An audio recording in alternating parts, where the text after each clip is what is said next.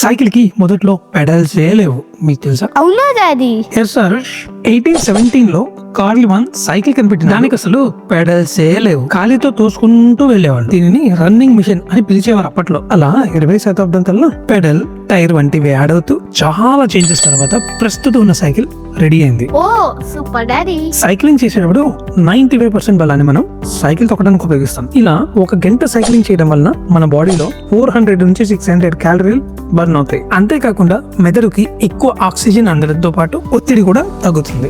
దీనితో పాటు శరీరం అలసిపోవడం వలన మంచి నిద్ర పడుతుంది. ఎలాంటి ఆరోగ్య సమస్యలు ఉండవు.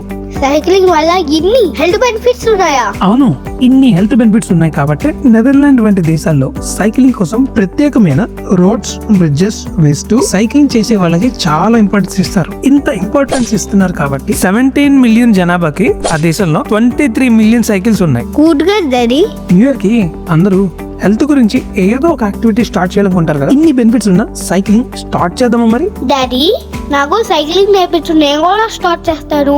మీకు నచ్చిన ఫ్రెండ్స్ కూడా ఈ వీడియో షేర్ చేసి వాళ్ళని కూడా ఇవాళ నుంచి సైక్లింగ్ స్టార్ట్ చేయమని చెప్పండి. ఈ వీడియో మీకు నచ్చితే లైక్ అండ్ సబ్స్క్రైబ్ చేయండి.